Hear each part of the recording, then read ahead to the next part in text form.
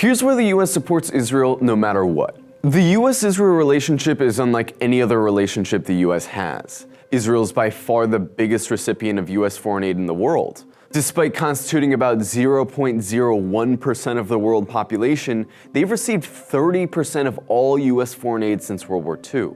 They get about $4 billion every year and have received almost $300 billion since 1945 when you adjust for inflation, which is enough money to end world hunger. But what's more shocking is that this support is unconditional.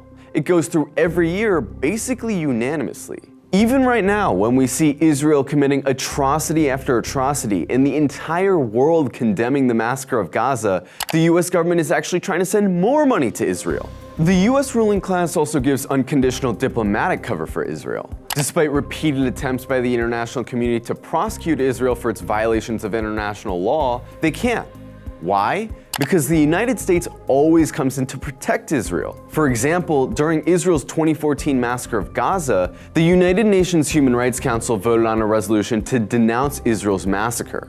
Of the 38 countries on the council, the United States was the only country to vote no. The US is almost always one of a handful of countries that votes against UN resolutions condemning Israel, while the rest of the world overwhelmingly votes the other way. So why does the US do this? Well, the crux of it is that the US is an empire. It has over 1,000 military bases littered all around the world, military units that can invade any corner of the globe in a matter of hours. Its goal, like every other empire in history, is to control the world's resources and markets and force its will on the entire world. The Middle East is especially important to any empire because that's where so much oil and global trade passes through. Israel is essentially America's attack dog in the Middle East. Any job that the US can't do, or would look too imperialistic to do, Israel carries out on its behalf. Israel has played a crucial role in attacking and destabilizing independent Arab governments determined to defy US dictates. In 1967, Israel attacked two such governments in Syria and Egypt in a surprise invasion. Israel's narrative has always been that they launched a preemptive strike to prevent an impending Arab genocide of Jews, but in reality, Israel just wanted to take Arab land. Matthew Peled, one of Israel's commanders in the Six-Day War, told the Israeli newspaper Haaretz, "The thesis that the danger of genocide was hanging over us in June 1967 and that Israel was fighting for its physical existence is only a bluff, which was born and developed after the war." This invasion was crucial at a time when 550,000 American troops were bogged down in Vietnam fighting the spread of socialism there. The Library of Congress study of the Israeli war recounted, quote, "The traumatic defeat of the Syrians and Egyptians in the June 1967 war with Israel discredited the radical socialist regimes of Nasser's Egypt and Ba'athist Syria. The defeat strengthened the hands of the moderates and the rightists." In 1981, Israel bombed an Iraqi nuclear power plant with US approval at a time when the US was publicly supporting Iraq in the Iran-Iraq war. Secretly, the US wanted both governments to destroy each other, but couldn't be seen as playing such an intentionally destabilizing role. In 1982, Israel invaded Lebanon with the full support and funding from the United States in an attempt to crush the Palestinian resistance there and appoint an ultra-right-wing Lebanese phalangist as president.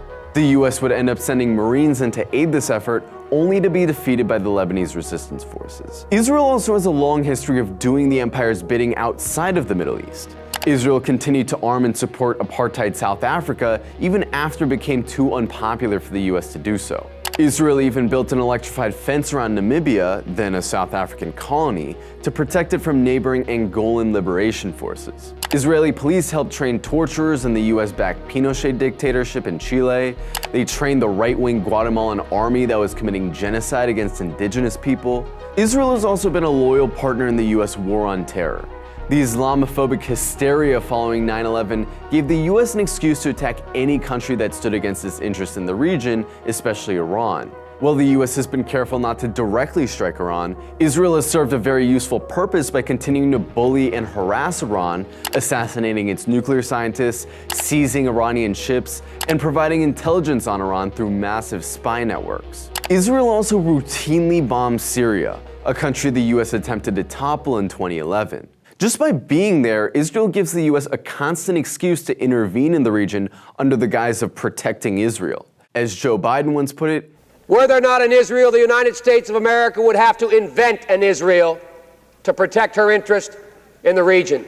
Israel is so central to the function of the empire that any kind of willing departure from Israel by the US ruling class is basically out of the question. While many people understandably feel pessimistic about liberating Palestine, while Israel is supported by such a tremendous superpower, consider this.